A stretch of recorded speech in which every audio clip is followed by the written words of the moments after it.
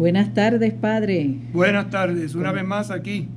Aquí, junto a todos ustedes que nos sintonizan a esta hora, luego de la coronilla de la Divina Misericordia. Saludamos de una manera especial a las personas que están enfermas, ¿verdad? Y nos siguen desde sus distintos hogares o distintos lugares, que conectan con nosotros. Les invitamos a que hagan también de este momento un ofrecimiento, ¿verdad? Misionero. Su dolor y su enfermedad pues se convierte también en un signo de ayuda, de evangelización. Seguro que sí, hoy es jueves eucarístico, jueves sacerdotal, jueves para orar por las vocaciones, ¿verdad? Para que el Señor suscite en la iglesia hombres y mujeres deseosos de servir en la misma. Y oramos por las intenciones del Santo Padre. Y esa oración pues tiene también una clave matrimonial, para que haya buenos hogares, porque si no hay hogares, no va a haber hijos, y si no hay hijos, no hay vocaciones. Entonces a veces como que rezamos por las vocaciones, pero no oramos por la familia. Que es la iglesia doméstica, y es desde una iglesia doméstica donde aquellos que acogen la palabra, viven la palabra, la transmiten a sus hijos, y de ahí surgen nuevas, podríamos decir... El semillero de vocaciones. Correcto. Desde la familia. Correcto. Semilleros de vocaciones, y qué bueno, como estamos compartiendo con ustedes en estos días, esta carta sobre San José, ¿verdad? Ese padre, ese custodio, ese acompañante, y como decíamos en el programa de ayer, padre de la valentía creativa. Vamos a pedir al Espíritu Santo una vez más su asistencia, su ayuda, su fuerza. Ven, Espíritu Santo. Purifica la iglesia. Renuévala. Impúlsala. Transfórmala. Únela. Para poder responder a la misión. Amén. Santa María de Guadalupe. Ayúdanos a ser discípulos misioneros. San José. Ayúdanos a ser discípulos misioneros. San Juan Diego. Ayúdanos a ser discípulos misioneros. Beato Carlos Manuel. Ayúdanos a ser discípulos misioneros. Ciertamente, Padre, ¿verdad? Una carta que, como hemos compartido en otros momentos, una carta tan corta pero tan sustanciosa, tan llena de tantas palabras, en la sencillez, como solo así el Papa lo suele hacer, pero qué mucho nos deja este mensaje, y de un hombre, como dice la carta, que no dijo ni una sola palabra. Pero hizo, actuó. Y eso habla por sí solo. La acción misionera, la acción creativa, la acción de aquel que es capaz de lanzarse sin miedo a asumir el proyecto de Dios. ¿Para qué? Para custodiar, para cuidar, para proteger el tesoro más grande. Desde el amor. La familia, a José, ¿verdad? A Jesús y a su madre María. Correcto. Que siempre estuvo con ellos. Y hoy pues nos toca hablar, Padre trabajador. San José. Avanzamos. Hemos ido en un caminito de puntos reflexivos. Ahora nos toca el trabajo. ¿Qué trabajo da? Pues vamos a ver qué nos dice el Santo Padre en esta carta sobre San José como padre trabajador. Un aspecto que caracteriza a San José y que se ha destacado desde la época de la primera encíclica social, la Rerum Novarum de León XIII, es su relación con el trabajo.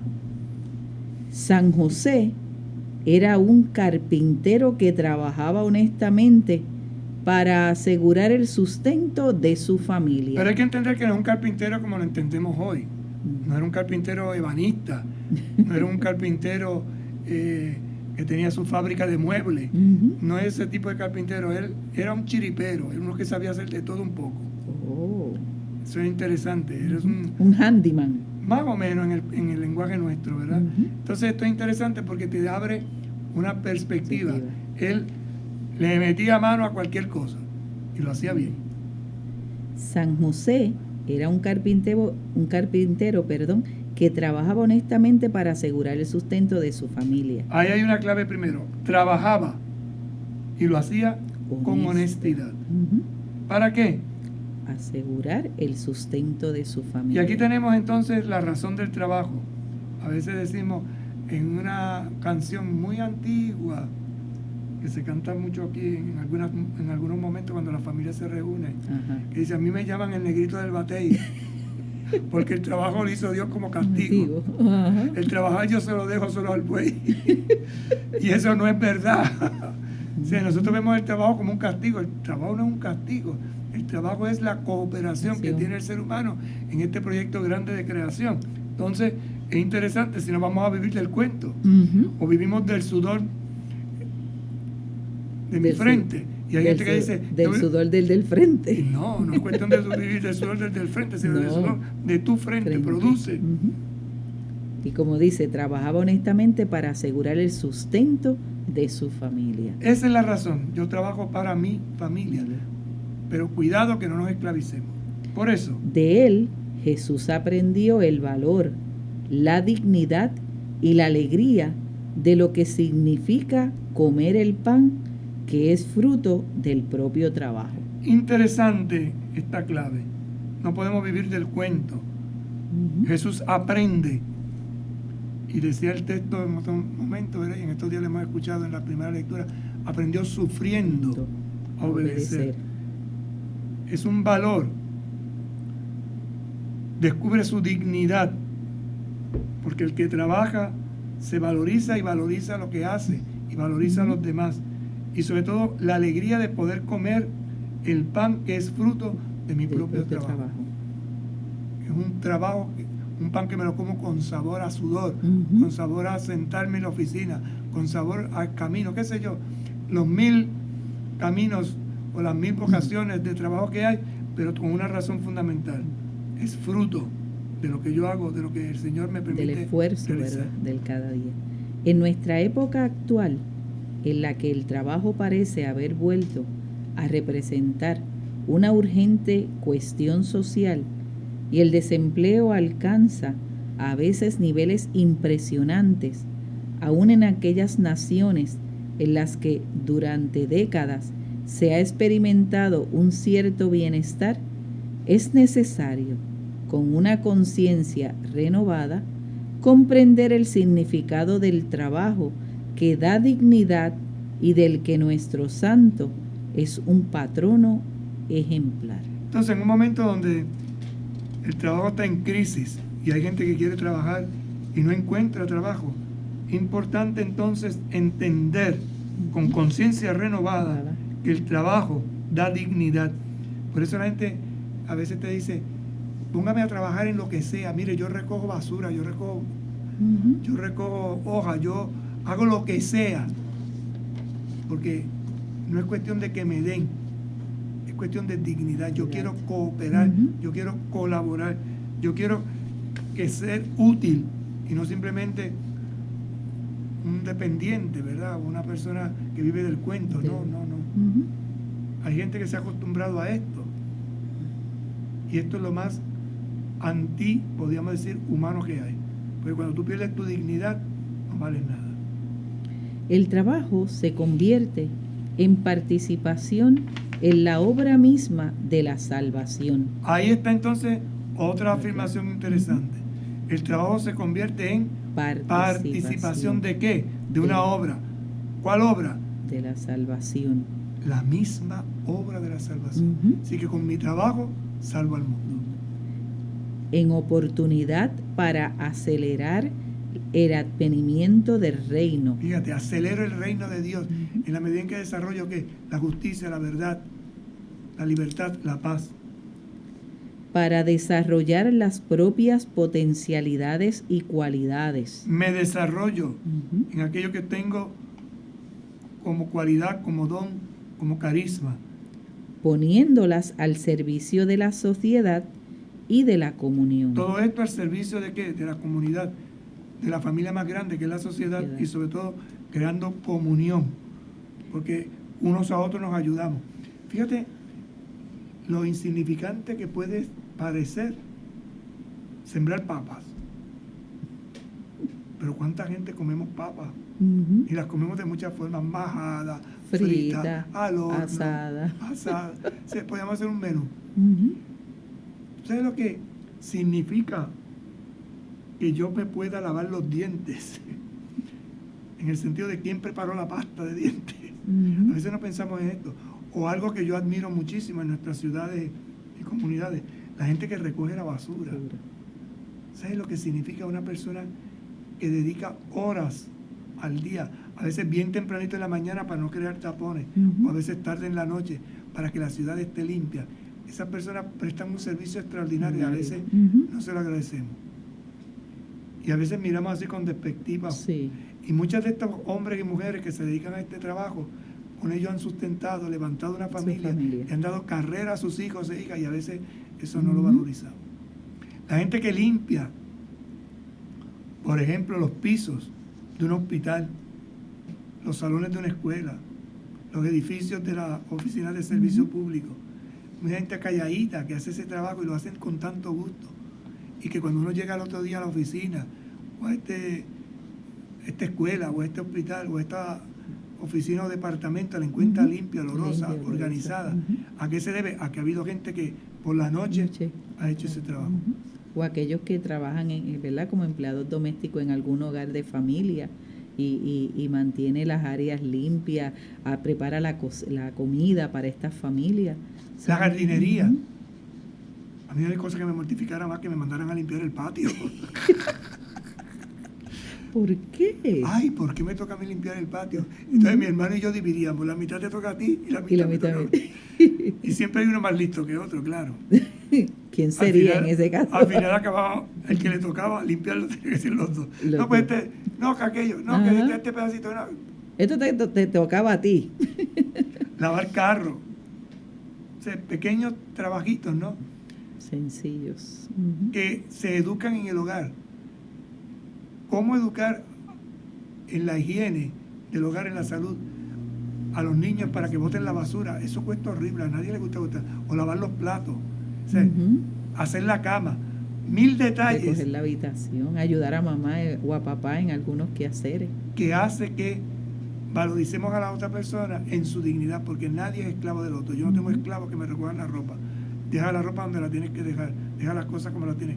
Estos pequeños detalles son los que hacen conciencia de responsabilidad, de honestidad, de respeto a la dignidad de la persona.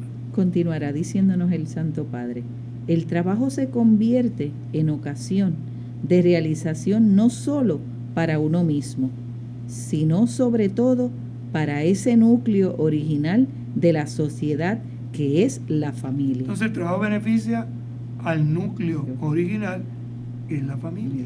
Y desde la familia a la sociedad, a la comunidad. Y lo mismo sucede en la iglesia, ¿verdad? Cuando nos ayudamos mutuamente, cuando tomamos conciencia unos con otros de lo importante que es ayudarnos.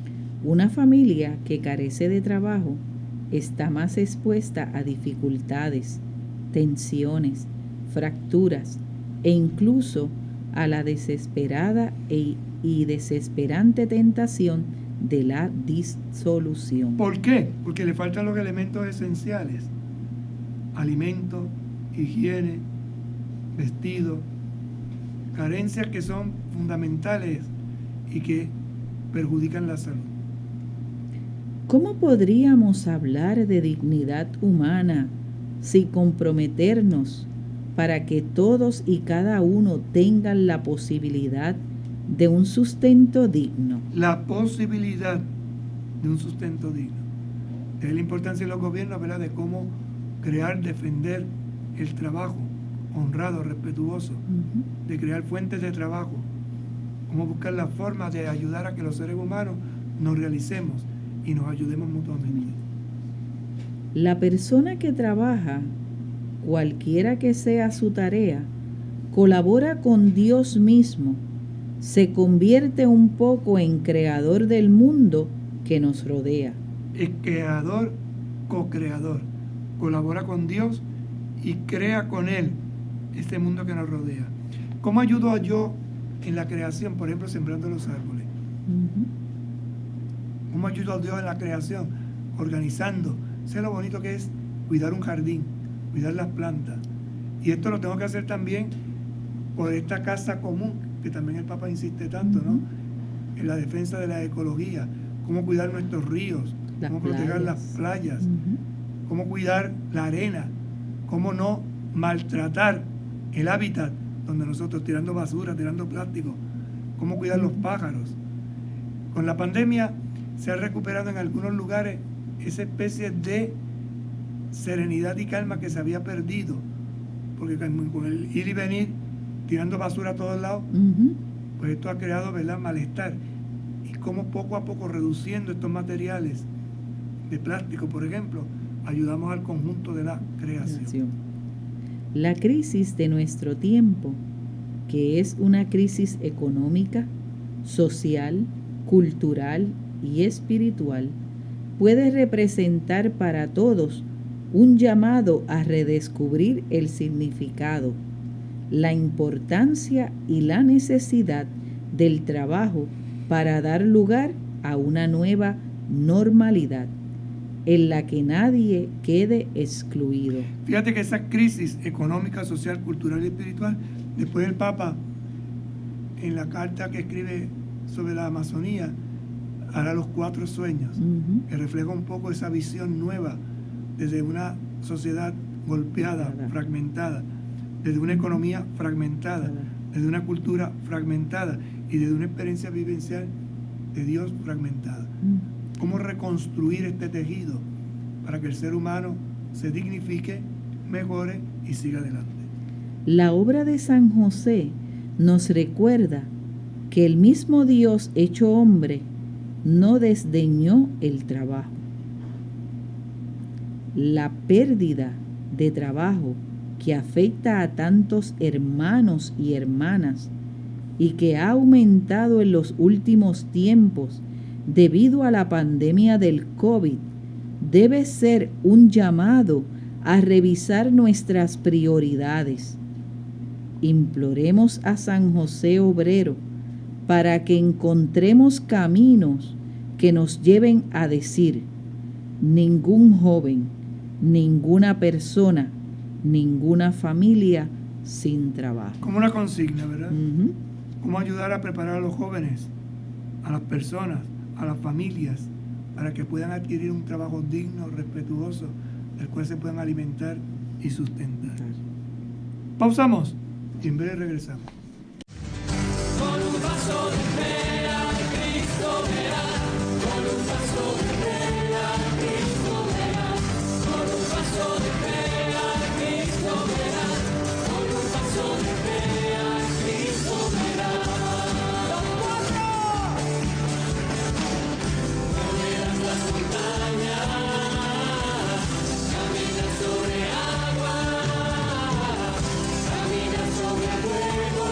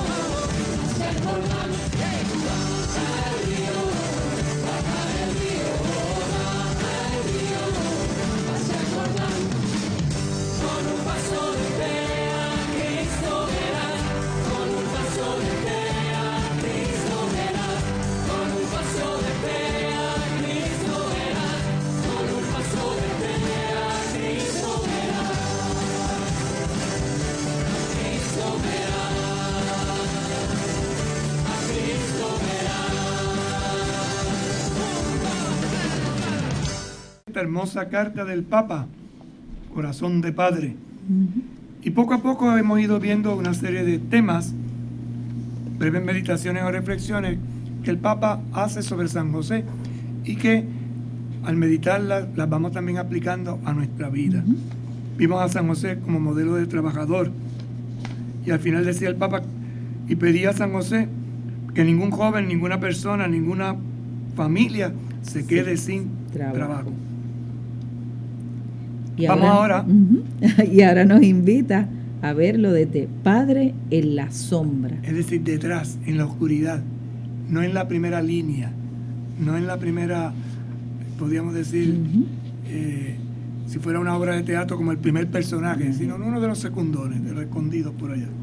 El escritor polaco Jan Dobrazinski, en su libro La sombra del Padre, hizo un escrito sobre la vida de San José, con la imagen evocadora de la sombra, define la figura de José. Entonces se lo llama como la sombra. Pero esto también tiene su clave. Recordemos que la sombra en la Biblia Ujú. es signo de la Shekinah. La Shekinah significa la gloria de Dios.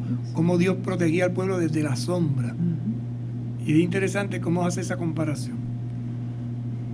Para Jesús es la sombra del Padre Celestial en la ¿Lo ve? tierra. Jesús verá en San José esa sombra, esa Shekinah, esa protección de Dios. Lo auxilia, lo protege, no se aparta jamás de su lado para seguir sus pasos. Lo mismo sucedía en el pueblo de Israel, que Sí. sentía Ujú. que Dios lo auxiliaba, lo protegía, que no se apartaba jamás de su lado. ¿Por qué? Porque en la tienda de la reunión estaba la sombra de Dios, la gloria de Dios. Y entonces, cuando Dios bajaba, cubría la tienda con su sombra.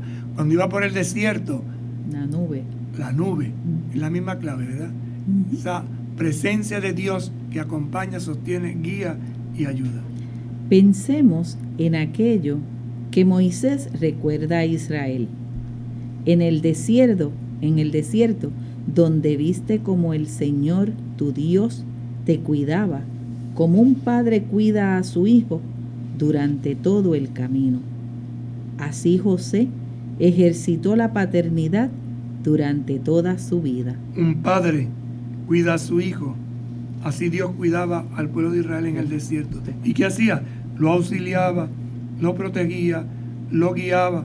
No se apartaba jamás de su lado Ujú. para que siguiera sus pasos. Nadie nace padre, sino que se hace. Y no se hace solo por traer un hijo al mundo, sino por hacerse cargo de él responsablemente. Importante esa frase, Ujú. muy importante, porque ahí se define la vocación esencial de un hombre que quiere y desea ser padre. A veces uno pregunta a un muchacho, ¿te quieres casar? Sí, ¿para qué? Para formar una familia. Quiero ser padre. Pues, ¿qué significa ser padre? Ujú. Léalo otra vez, hermano. Nadie nace padre, sino que se hace. Nadie nace, se hace. Se hace. Y no se hace solo por traer un hijo al mundo, sino por hacerse cargo de él responsablemente. Entonces, entre uno que engendra simplemente y uno que custodia, que cuida, que protege, ¿verdad? se hace cargo de él Ujú. responsablemente, hay una gran diferencia.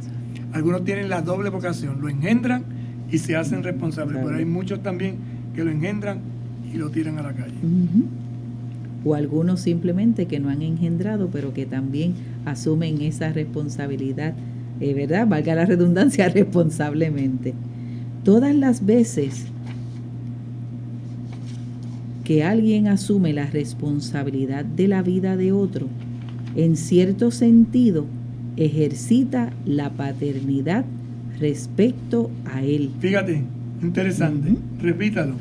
Todas las veces que alguien asume la responsabilidad de la vida de otro, en cierto sentido, ejercita la paternidad respecto a él. Que era lo que usted decía ahorita. Ujú. No lo engendró, pero asume la Asume responsabilidad. Y esto lo vemos en distintos momentos, en distintas profesiones. Por ejemplo, un maestro asume la responsabilidad de educar. No solo en la enseñanza del conocimiento. Un deportista que tiene un coach y le ayuda, ¿verdad? Un equipo de pelota, un equipo de baloncesto, a veces el coach es la persona que para estos muchachos le ayuda a forjar su carácter. En la vida de la iglesia, lo mismo, los ministros ordenados. En la sociedad de nuestro tiempo, los niños a menudo parecen no tener padre. También la iglesia de hoy en día necesita padres. La amonestación dirigida por San Pablo a los Corintios es siempre oportuna. Podrán tener 10,000 instructores, pero padres no tienen muchos. Y cada sacerdote u obispo debería poder decir como el apóstol: fui yo quien los engendré para Cristo al anunciarles el Evangelio. Maestro, el que enseña. Entonces engendra la verdad, engendra la fe, engendra la esperanza, engendra el amor. Y a los Gálatas les dice: hijos míos, por quienes de nuevo sufro dolores de parto hasta que Cristo sea formado en ustedes. Artesanal, es una obra artesanal, una obra del Espíritu, que se va poquito a poco dibujando en el corazón de esta persona, desde pequeño, joven, adulto, la figura del Cristo. Ser padre significa introducir al niño en la experiencia de la vida, en la realidad. Mira que va a dar unas cualidades. Introducir al niño, ¿en qué? En una experiencia concreta. ¿Cuál? La de la vida, en la realidad. No lo saca, lo mete dentro. No para retenerlo, no para encarcelarlo, no para poseerlo, sino para hacerlo capaz de elegir, de ser libre, de salir. Lea esa frase otra vez porque es muy interesante como definición, si se puede decir, ¿verdad?, de lo que es la verdadera paternidad. Ser padre significa introducir al niño en la experiencia de la vida, en la realidad. No para retenerlo, no para encarcelarlo, no para poseerlo, sino para hacerlo capaz de elegir, de ser libre, de salir. Elegir, ser libre y salir. Esta es una persona madura, una persona capaz de elegir, de ser libre, de salir, es decir, de asumir sus responsabilidades. Quizás, por esta razón, la tradición también le ha puesto a José, junto al apelativo de padre, el de castísimo. No es una indicación meramente afectiva, sino la síntesis de una actitud que expresa lo contrario a poseer. Fíjate entonces que va a dar una definición de la castidad, no tanto en lo físico, biológico, sino en la actitud del corazón. Hay gente que posee al otro, domina al otro, subyuga al otro. El castísimo es todo lo contrario. Ayuda a elegir, ayuda en la libertad y ayuda a salir. No lo amarra, no lo hace esclavo. Por eso dice: la castidad está en ser libres del afán de poseer en todos los ámbitos de la vida. Léalo otra vez porque esto es interesante. Y lo insisto porque a veces pensamos que castidad es no solamente lo físico, no tener relaciones sexuales, no realizar actos. Es mucho más profundo la castidad. La castidad está en ser libres del afán de poseer en todos los ámbitos de la vida. Sea corporal, físico, sea mental, sea psicológico o sea incluso espiritual. El dominio de la otra persona. Solo cuando un amor es casto es un verdadero amor. ¿Por qué? Porque no lleva a poseer, no lleva a subyugar, no lleva a dominar. El amor que quiere poseer al final siempre se vuelve peligroso, aprisiona, sofoca, hace infeliz. Interesante, porque en la vida matrimonial sucede exactamente la misma. Que aunque hay donación de cuerpo, uno tiene que dejar en libertad a la otra persona, que puede elegir. Ciertamente que hay un ámbito del débito, se deben uno al otro, pero no de una manera esclavizante, no de una manera subyugante, no de una manera dominante, sino en la libertad de un amor que es pleno, porque brota de la conciencia del respeto a la dignidad de la persona. Dios mismo amó al hombre con amor casto, dejándolo libre incluso para equivocarse y ponerse en contra suya. Si Dios sabe que voy a pecar, ¿por qué me deja pecar? ¿Por qué no me lo impide? Porque te ama con un amor casto. ¿Y qué quiere decir un amor casto? Que te deja ser libre, que te deja elegir y te deja salir, te deja tomar tus propias decisiones. La lógica del amor es siempre una lógica de libertad. Y José fue capaz de amar de una manera extraordinariamente libre. Nunca se puso en el centro. Supo cómo descentrarse para poner a María y a Jesús en el centro de su vida. ¿Qué es ponerse en el centro? Mi beneficio, mi deseo, mi complacencia, mi yo. El yo-yo. Y todo gira en torno a mí. El corazón casto es todo lo contrario. Abre, se universaliza. Esto es lo que implica el voto de castidad. A veces la gente dice, el voto de castidad es no casarse. El voto de castidad es no tener relaciones. El voto de castidad de los varones es no tener mujer. El voto de castidad de las mujeres es no tener hombre. No, la cosa no va por ahí. Eso es un aspecto biológico, pero no es el más importante. Es consecuencia del otro. ¿Cuál es el otro? Que mi amor absoluto me lleva a ¿qué? A elegir, a ser libre y a salir de mí. ¿Para qué? Para poder servir, para no acaparar, para no amarrar.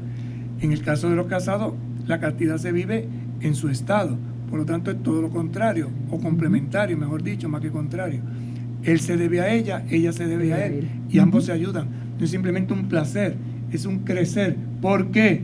Eligen en libertad y salen juntos. Por eso dice el Papa, ¿verdad? La lógica del amor es siempre una lógica de libertad.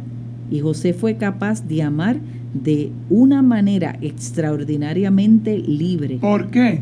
Nunca se puso en el centro. Supo cómo descentrarse para poner a María y a Jesús en el centro de su vida. De tal manera que cuando José se da cuenta de lo que Dios le está pidiendo, defiende a María por encima de todo. Por eso no la ¿cómo se dice? Acusa, la defiende, asume la tarea de este niño. Y como decía arriba, introducir al niño en la experiencia de la vida, en la realidad. No lo domina, no lo posee, no lo esclaviza. No lo encarcela. No lo encarcela. No es para mí, es mí, es mío. No va la cosa por ahí. La felicidad de José no está en la lógica del autosacrificio, sino en el don de sí mismo. Me tengo que sacrificar. No es eso, me entrego, me doy en plenitud. Y esa donación en plenitud nos lleva a entender entonces lo que es una vida de servicio. Que en la palabra de la consagración de la Eucaristía se dice, y los que solemos participar con frecuencia al meditarla, ¿no? Toma, come, esto es mi cuerpo que se entrega.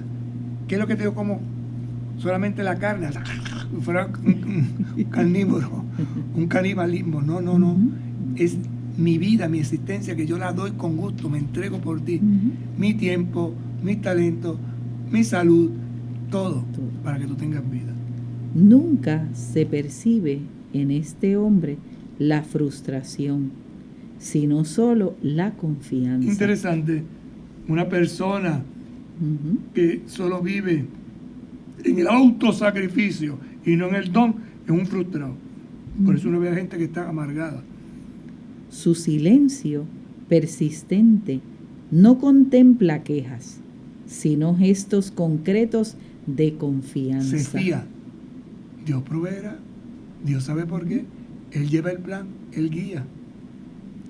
El mundo necesita padres, rechaza a los amos, es decir, rechaza a los que quieren usar la posesión del otro para llenar su propio vacío. Lea eso otra vez, que eso es interesante. Rechaza amos. El mundo necesita padres. Es decir, que introduzcan al niño en la experiencia de la vida, en la realidad, no para retenerlos, no para encarcelarlos, no para poseerlos, sino para hacerlos capaces de elegir, de ser libres y de salir. El mundo necesita padres, rechaza a los amos, es decir, rechaza a los que quieren usar la posesión del otro para llenar su propio vacío. Rehúsa a los que confunden autoridad con autoritarismo, servicio con servilismo, confrontación con opresión, caridad con asistencialismo, fuerza con destrucción. Párrafo importante, vamos a leerlo otra vez con calma. El mundo necesita padres, rechaza a los amos, es decir, rechaza a los que quieren usar la posesión del otro para llenar su propio vacío. Rehúsa a los que confunden autoridad con autoritarismo, servicio con servilismo, confrontación con opresión, caridad con asistencialismo, fuerza con destrucción. Interesante, porque fíjate que usa una palabra muy curiosa aquí. El mundo necesita padres, ¿verdad? Rechaza los amos, a los amos. Amos. La palabra amo, si le añades una S, se convierte en todo lo contrario. Yo no necesito un amos. No necesito un amo, yo necesito un amo. Ya sea en la vida matrimonial, célibe o virginal, no alcanza la madurez de la entrega de sí misma, deteniéndose solo en la lógica del sacrificio. Entonces, en lugar de convertirse en signo de belleza y la alegría del amor, corre el riesgo de expresar infelicidad, tristeza y frustración. Lea esto otra vez porque esto es bien interesante, es muy profundo, que no se entiende fácilmente en lo que el Papa está tratando de decirnos aquí como enseñanza clave, porque hay una palabra aquí que la hemos desvirtuado mucho y es la palabra sacrificio. Fíjense lo que dice. Toda vocación verdadera nace del don de sí mismo. Entonces, la verdadera vocación, toda, no solo la de los sacerdotes religiosas, toda, incluso los matrimonios, incluso el que se queda célibe y no se casa, toda vocación verdadera nace del don de sí mismo, de la entrega. Que es la maduración del simple sacrificio. Es que yo voy a hacer un sacrificio y no me voy a casar. Si no hay don y no hay entrega, no. Yo me sacrifico me sacrifico casándome contigo. Tampoco, no es eso, porque tiene que haber don, tiene que haber entrega. Si tú te sacrificas, entonces fíjense que hay un juego de palabras. Sacrificio viene de sacri. Sacri es santo, oficio de ser santo. ¿Y qué es lo que se hace como oficio de ser santo? Entregar la vida. Romanos 12. Les invito, hermanos, que por la misericordia de Dios ofrezcan su propio cuerpo como víctima agradable, viva, que agrada a Dios. Pero eso no es negativo. Entonces nosotros hemos cogido la palabra sacrificio como una cosa negativa, cuando es todo lo contrario. Es don, es entrega de sí mismo. Lo tengo que hacer con alegría, por eso si no lo hago con alegría, me frustro. Y hay gente que se sacrificó casándose con una persona y se amargó y se frustró, y eso está en el infierno. Es terrible. Y lo mismo quien se hace sacerdote o religiosa, de la misma manera. Por eso hay que discernir bien. Entonces, ay, no, que me tengo que aguantar. Señor, usted no se aguanta, usted se entrega. El San Pablo, escribiéndole a los célibes, le decía: si no te puedes entregar, más vale que te cases y no que te abraces. Entonces uno dice, ¿qué es lo que quiere decir? Pues que te consumes. O sea, si no estás llamado a esto, no puedes. No puedes. Esto no es una cuestión de me tengo que sacrificar, llevo una vida. No, pasa como las cuerdas de una guitarra, las tensas tanto que se parte. Es correcto, salta el puente. Entonces dice: También en el sacerdocio y la vida consagrada se requiere este tipo de madurez. ¿Cuál es el tipo de madurez? Que toda vocación verdadera nace del don de sí mismo. El don, importante, el don. Si tú no haces de tu vida un don, no vas para ningún lado. Cuando una vocación, ya sea en la vida matrimonial, célibe o virginal, no alcanza la madurez de la entrega, No alcanza la madurez de la entrega de sí misma, deteniéndose solo en la lógica del sacrificio, en la lógica, es que esto es un sacrificio, pues eso no va a funcionar. entonces, en lugar de convertirse en signo de belleza, Mira qué hermoso. En vez de convertirse en signo de belleza y la alegría del amor, corre el riesgo de expresar infelicidad, tristeza y frustración. en una palabra bien nuestra, está como un guavapelú. Como que Como un guavapelú. Está como endemoniado. Está que no hay quien le beba está como el caldo. erizo. Está. Que a todo le muerde ahora. Y hay gente que vive así. ¿Por qué? ¿Por qué viven así? Porque me tengo que sacrificar. Eso no va para ningún lado, hermano. Se le nota en la No cara. ha en el comprendido rostro. el don de sí mismo. No ha comprendido lo que dice aquí, la belleza y la alegría del amor. O sea, yo me caso para estar con una persona, pero con alegría. O renuncio al matrimonio, en mi caso, por ser célibe y religioso, y además ministro ordenado, presbítero, pero por alegría. Pero si yo estuviera, pues para que te abraces, mejor cásate. Sé feliz. Pero voy a sacrificarme porque eso no funciona. Explotas, no aguantas. La paternidad que rehúsa la tentación de vivir la vida de los hijos está siempre abierta a nuevos espacios. Léalo otra vez, que está interesante. La paternidad que rehúsa la tentación de vivir la vida de los hijos. Entonces hay una tentación en los padres, que es vivir la vida de los hijos. No dejan a los hijos, lo que decía aquí ahorita. La libertad. Elegir, libertad y salir. No, yo te controlo, te domino. Un amo, no es un papá, es un amo. Es un amo. Está siempre abierta a nuevos espacios. Cada niño lleva siempre consigo un misterio, algo inédito que solo puede ser revelado con la ayuda de un padre que respete su libertad. ¿Qué quiere decir esto? Y lo pongo en el camino de la vocación. Cada niño lleva consigo un misterio. ¿Cuál misterio? Lo que está llamado a ser en la sociedad.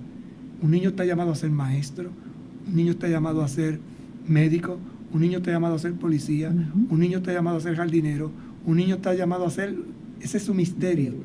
Un niño está llamado a casarse, un niño está llamado a ser ministro de la iglesia o a ser consagrado o consagrada. Es un misterio. Y un padre es quien le ayuda a revelar Y a respetar su libertad. Es importante, es algo inédito que solo puede ser revelado con la ayuda de un padre que respete su libertad. Ahora es un poquito más difícil, pero las cámaras antiguas tenían un rollo y se tomaba la película, ¿ves? Y había que revelar. Entonces, eso se llevaba a un laboratorio, había unos químicos que se hacían. Los muchachos de hoy ahora con la instantánea rápidamente. Es un poco entenderlo, pero los que tenemos cierta edad, y suponemos que muchas de las personas que me escuchan son personas que entienden lo que era una cámara antigua, pues eso es un papá. Ayuda a revelar que la imagen de la foto que ha sido tomada. Hay unos líquidos, hay un ambiente, hay que una actitud positiva que hace que este niño o esta niña en su ambiente se desarrolle, se revele, se quite el velo, aparezca su misterio, su vocación específica. Por eso dice: un padre que es consciente de que completa su acción educativa y de que vive plenamente su paternidad solo cuando se ha hecho inútil, cuando ve que el hijo ha logrado ser autónomo y camina solo por los senderos de la vida, cuando se pone en la situación de José, que siempre supo que el niño no era suyo, sino que simplemente había sido confiado a su cuidado. Fíjate ahí la frase, ¿no? Ujú. Cuando ha logrado ser autónomo y camina solo por los senderos. Esa es la gran alegría de un papá y de una mamá. Ujú. Si usted le tiene que poner todavía a su hijo de 30 años los pantalones y abrocharle la camisa, Ujú. a menos que esté enfermo, ¿verdad? Claro. Tenga un impedimento, usted lo que ha creado ha sido que un monstruito en su casa. Y por eso Dependiente. Una persona que depende todavía de su papá y de no su lo mamá. hizo madurar. Ujú. Y por eso hay personas que sufren las consecuencias de esta situación. Después de todo, eso es lo que Jesús sugiere cuando dice: no llamen Padre a ninguno de ustedes en la tierra, pues uno solo es su Padre, el del cielo. El que ha dado la vida plenamente, ¿verdad? Entonces, dentro de esa vida plena de desarrollo integral, yo me preparo para hacer, ¿qué? Lo mismo que hizo el Padre. ¿Qué fue lo que hizo el Padre? Se entregó. ¿Se donó en quién? En su Hijo amado Jesucristo. Siempre que nos encontremos en la condición de ejercer la paternidad, debemos recordar que nunca es un ejercicio de posesión, sino un signo que nos evoca una paternidad superior. En cierto sentido, todos nos encontramos en la condición de José, sombra del único Padre Celestial, que hace salir el sol sobre malos y buenos y manda la lluvia sobre justos e injustos, y sombra que sigue al Hijo. Interesante, ¿no? Siempre que nos encontremos en la condición de ejercer la paternidad, Ujú. debemos recordar que nunca es un ejercicio de posesión. Posesión. No estamos llamados a poseer la gente, Ujú. sino a hacerla crecer. Y volvemos a lo mismo otra vez. ¿Y qué quiere decir crecer? Que ayudemos a la gente a elegir, a ser libres y a de salir. salir. Que Ujú. introduzcamos al niño, a la niña en la experiencia de la vida, en esa realidad, no para retenerlo, no para encarcelarlo, no para poseerlo, sino para hacerlo capaz de... elegir, de ser libre, de salir. Esa es la clave, esa es la misión. Ujú. Y hasta aquí nos trae hoy. Mañana concluiremos la carta y haremos una síntesis de ella. Mientras tanto, pedimos a San José que nos ayude a entender y a descubrir esta hermosa realidad de lo que quiere decir entregarnos, amarnos como un don en gratuidad.